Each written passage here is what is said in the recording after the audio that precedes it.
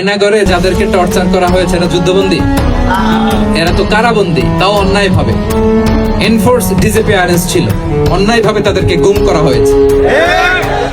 অন্যায় ভাবে বছরের পর বছর যাদেরকে এভাবে কষ্ট দেয়া হয়েছে, ফ্যামিলি থেকে দূরে রাখা হয়েছে, কিয়ামতের দিন তাদেরকে আল্লাহ জালেমের কাতারে দাঁড় করাবে।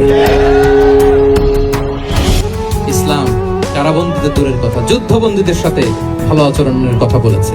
আল্লাহ বলেন ওয়ায়ুতঈমুনা তাআমা আলা হুব্বিহি মিসকিনাও ওয়া ইয়াতীমান ওয়া আসীরা। বিশ্বাসীরা গরীব দুঃখীদের যেমনি খাবার খাওয়ায়, যুদ্ধবন্দীদেরও খাবার খাওয়ায়, যুদ্ধবন্দীদেরও খাবার খাওয়ায়। এবং বিষ্ণু বলেছেন ইস্তাউসু বিল উসারা খায়রা, যুদ্ধবন্দীদের সাথে তোমরা ভালো আচরণ করো। বদরের যুদ্ধে 70 জন বন্দী হয়ে আসলো। বিষ্ণুনবী 70 জনকে সাহাবাদের মধ্যে ভাগ করে দিলেন, বললেন তোমরা খারাপটা খাবে, বন্দীদেরকে ভালোটা খাওয়াবে। কি নমুনা স্থাপন করেছে ইসলাম। ইয়ামামার বড় লিডার ছিলেন, যুদ্ধবন্দী হয়ে মদিনায় আসলেন, নাম সুমামা ইবনে উসাল। নাম কি? সুমামা ইবনে উসালকে যুদ্ধবন্দী হিসেবে আনা হলো। তাকে মসজিদে নববীর পিলারের সাথে রশি দিয়ে বাঁধা হলো।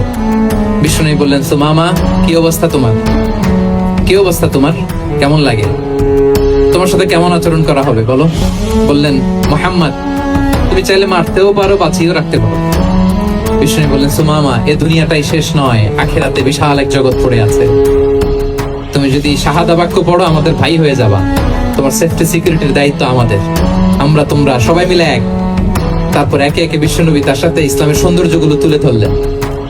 সালাত কি, যাকাত কি, এগুলো বুঝালেন। বাড়িতে যেয়ে বললেন সবচেয়ে ভালো খাবার রান্না করো, একজনকে দিয়ে মসজিদে পাঠালেন। যুদ্ধবন্দীর সাথে কি আচরণ দেখছেন। এরপরের দিন বিশ্বনবী আবার তাকে ইসলামের দাওয়াত দিলেন।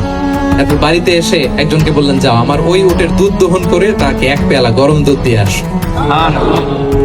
আমরা জামাইকেও তো এরকম সমাদর করি না, কি বলেন? তৃতীয় দিন বিশ্বনবী আবার খাবার নিয়ে গেলেন, আবার ইসলামকে তুলে ধরলেন। সুমামা তো অবাক, যুদ্ধবন্দীদের সাথে মুসলমানরা এরকম আচরণ করে। 3 বছর বিশ্বনবীর 3 দিন ধরে লাগাতার যখন ইসলামকে প্রেজেন্টেশন শেষ, বিশ্বনবী বললেন যাও এবার সুমামা ইবনে উসালের রশিটা খুলে তাকে ছেড়ে দাও। সাহাবারা বলেন কি ইয়া রাসূলুল্লাহ, ভয়ঙ্কর, বিশ্বাসঘাতকতা করবে, মেরে ফেলবে আমাদের। বিশ্বনবী বললেন না, আমি যা জানি তোমরা তা জানো না, ছেড়ে দাও। সুমামাকে ছেড়ে দেয়া হলো। সুমামা বের হলেন মসজিদ থেকে, ফিরে তার ভূখণ্ড, তার এলাকা ইয়ামামাতে তিনি গেলেন না। মদিনার মসজিদে নবীর পাশে খেজুর বাগানের পাশে তিনি অজু করলেন, গোসল করলেন, অজু করলেন। এরপর ফিরে এসে বিশ্বনবীর সামনে দাঁড়িয়ে বললেন আশহাদু আল্লা ইলাহা ইল্লাল্লাহ ওয়া আশহাদু আন্না মুহাম্মাদান আবদুহু ওয়া রাসূলুহু। আমি সাক্ষ্য দিচ্ছি আল্লাহ ছাড়া কোনো ইলাহ নেই, আপনি আল্লাহর প্রেরিত রাসূল।